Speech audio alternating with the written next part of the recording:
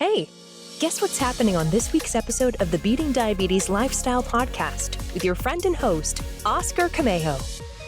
Let me ask you something. Have you ever looked at a diabetes food list that you may have gotten from your doctor's office or seen online somewhere and thought to yourself, man, why does this feel so hard to follow? I don't see anything on this list that I like. One side says foods to eat. The other side says foods to avoid. And somehow everything you actually enjoy eating ends up on the wrong side of the page. If trying to figure out what foods to eat has ever made you feel overwhelmed, frustrated, confused, and even worse, discouraged, this episode is for you. Stick around to hear the rest of today's episode. You don't want to miss it. Let's go. Be sure to visit the website at www.beatingdiabetieslifestyle.com for access to free resources and other information that will help you along your journey. If you would like to submit a question or a comment about the show or to learn more about the Beating Diabetes Lifestyle, you can always email me at hello@beatingdiabetieslifestyle.com. And if you haven't already, be sure to subscribe to this podcast. Welcome to the Beating Diabetes Lifestyle Podcast with me, your host, Oscar Camejo, helping diabetics make lifestyle changes to reverse type 2 diabetes. Before we get started, I want to take a moment to say thank you.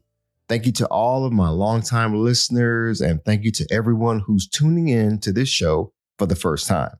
Whether you're listening here in the US or somewhere else around the world, I truly appreciate you tuning in. This show exists because people like you keep showing up, learning, and taking steps to improve your health.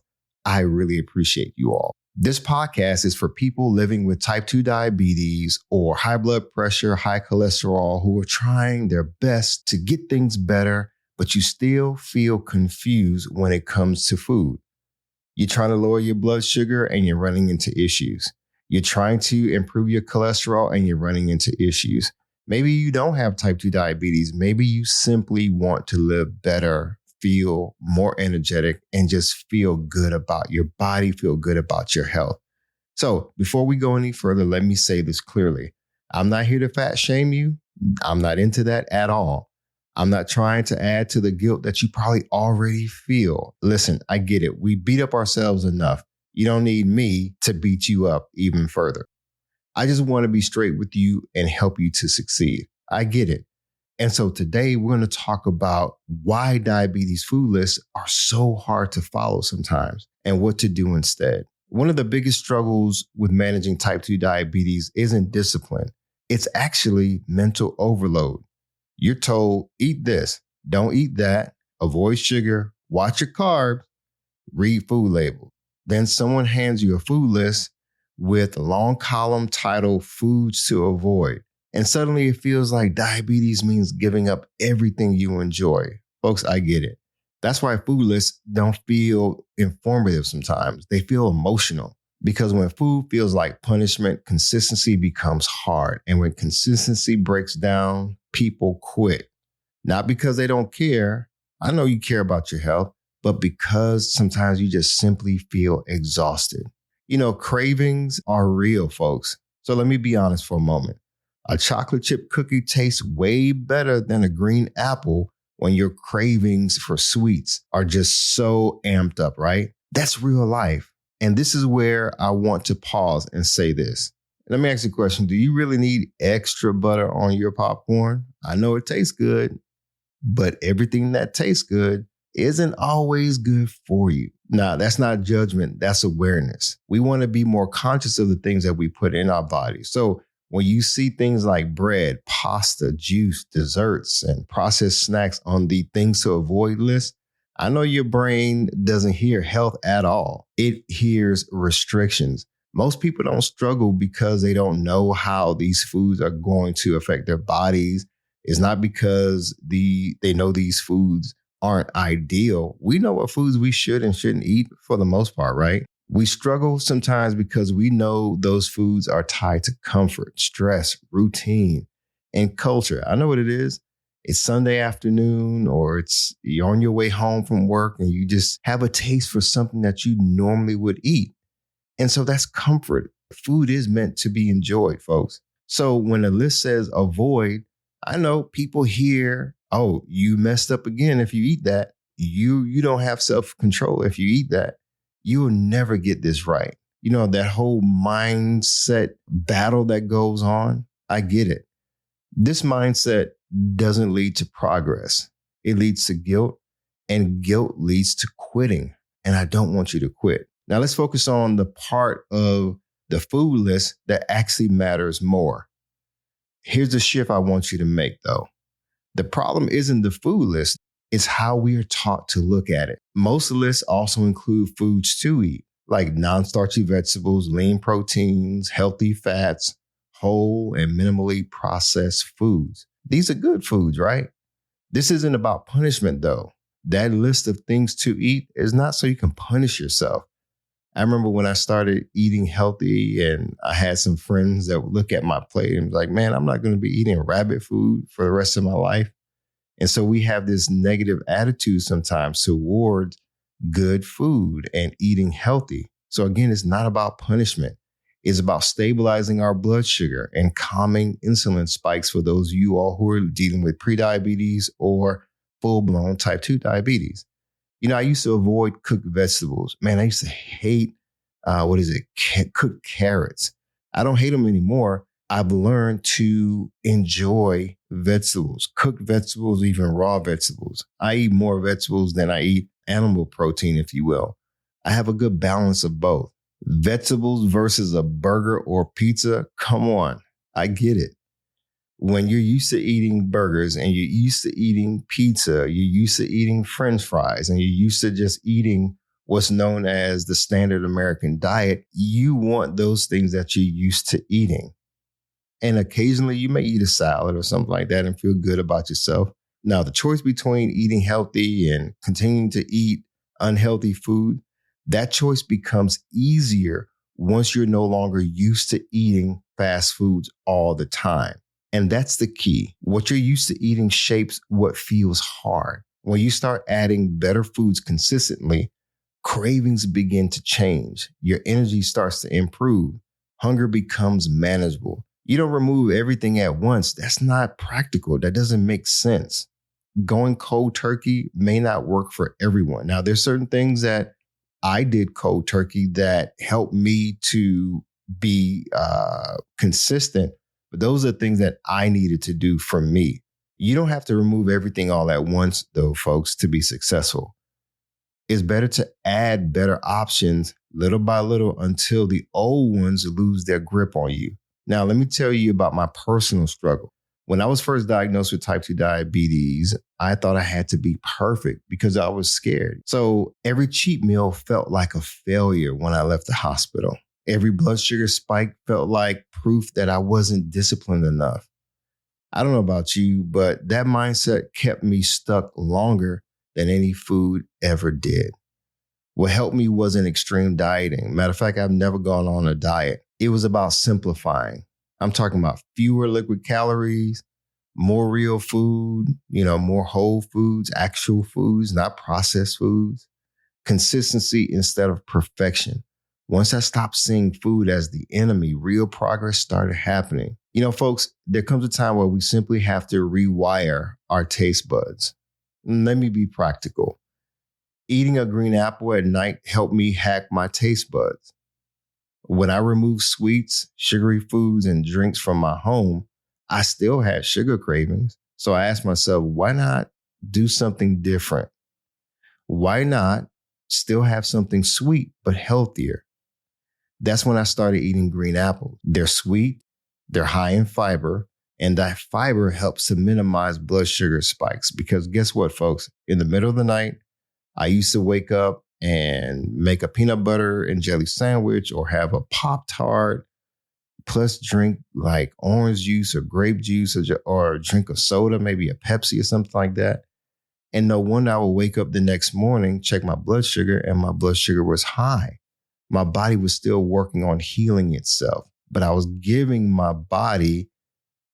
into my body's craving for sweets. So when I got rid of all of these sweets, the junk foods and stuff out of my house, because I needed to do a cleaning of my house, if you will, from things that were hindering my progress. Once I got rid of those things, I had to replace those things with something because the cravings, like I said before, didn't go away. So green apples in the middle of the night was something that I would turn to because I still needed something sweet.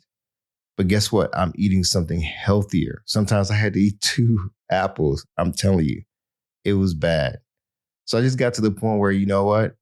Those cravings for sweets in the middle of the night, even before going to bed, they just start becoming less and less of an issue. So here's my main point. Sometimes progress isn't about removing cravings altogether. It's about redirecting them until your taste buds catch up with your goals. Sometimes you have to rewire your taste buds, like I said, folks. Now, let me give you a simple battle plan. Instead of asking yourself, what can I not eat? Ask this instead. What can I eat more of today? More vegetables? More protein? Drink more water? Yeah, that's a good plan. Start small. Pick 1 meal per day and clean it up slightly. That's it. If it's breakfast where you have most of your sweets, clean it up. If it's at lunchtime, clean it up. If it's that midday snack or mid-afternoon snack, clean it up. If it's dinner, clean it up slightly. If it's that post-dinner craving that you normally have, and you reach for your favorite snacks or candy bar or whatnot, clean it up slightly. That's it, folks. You don't need perfect days every day. You'll get there one day. You need repeatable days. That's what's important. Those consistent, repeatable days, those routines that you just start building over time so that eventually you can finish every day strong. You know, the start of every new year is a great time to reset. I get it. Maybe that's where you are right now. You have your weight loss goals. I want to lose 20 pounds by July. So when we go on vacation, I'll look good in this one outfit. That may be a short-term goal, but I want you to be thinking beyond that. Don't get caught up in the weight loss trends and the fitness trends and you seeing everybody on Instagram or Facebook, or you see your high school reunion is coming up. So you're trying to look good just for that one thing. I remember when my 30th high school anniversary was coming up, and I was like, you know what? I'm going to lose 30 pounds by this 30th anniversary. I mean, what do you call that? I just said it. By my 30th high school reunion. Yeah. So guess what? Yeah, I hit it hard. I was working on it. I saw people online, talking about the reunion coming up. And I'm like, man, I'm going to look good when I get there. And I did. I lost a pound. I lost the weight, and I felt good being there, had a lot of energy. People would say, man, Oscar, you look great, man. You still look like you were back in high school. You know what I'm saying? Just a little bit, just a beard. So it felt good. But to be honest, when I left that reunion, I was like, man, but what is my life going to look like after this? Yeah, I met this one short-term goal. Yes, I was chasing this weight loss goal that I had, but now what? So again, folks, the start of a new year, start of a new month. Yeah, it feels like it's a great time to reset, but I want you to think beyond that moment. Think beyond that one event. You're getting ready for a wedding and your mind may be just on that wedding. But once the wedding happens, once the social event happens, then what? It's all about lifestyle. So that's why I don't want you to chase weight loss fads or trends. Don't run or work out just because it looks good and because everybody you know is doing it and you don't want to feel like you're being left behind. Just do you. Focus on building a lifestyle that will last after that last trend fades, after the lights go out on the dance floor. I want you to ask yourself, how do I want to finish this year? Folks, I want you to finish strong. I want you entering the next year with momentum already built. You see, imagine going into every new year with solid habits already built, not at the beginning of the year trying to develop better habits. This constant resetting that we do every year, is that really helping you? How many vision boards are you going to put up every year with the same stuff from the year before? Folks, no more starting over. It's Do what you need to do now, build a momentum, and keep the momentum going, even on those hard days, even during those tough times. So if diabetes, food lists, or health food lists, or whatever you're working on feels like it's too hard to follow, hear this clearly and loudly. It's not because you're failing or because you're a failure. It's because they were never meant to be followed perfectly in the first place. Progress doesn't come from guilt. It comes from consistency. Consistency wins the day, folks. If you need help with consistency, I created a free weight loss planner. It's a tool to help you to stay focused and build consistency. You can download it from my website along with some other free healthy lifestyle resources right now at beatingdiabetieslifestyle.com. And before you go, I want to ask you a huge favor. Not only do I want to thank you for tuning in, but I want to thank you in advance for sharing this episode with a friend, a family member, or anyone you know who could use some practical advice for living healthier. I believe that if this episode and if my podcast is a blessing to you, I believe that if you share that blessing with someone else, it's going to impact their lives. So join the cause to help diabetics make lifestyle changes to reverse type 2 diabetes. You never know how one conversation or one shared episode could help someone take their first step towards good health. You could be saving a life. And remember, you don't have to do it alone. But as always, stay focused, keep moving, never go back, leap forward, bounce back because you can, my friend. And above all else, trust God. You got this. I believe in you. Hi, everyone.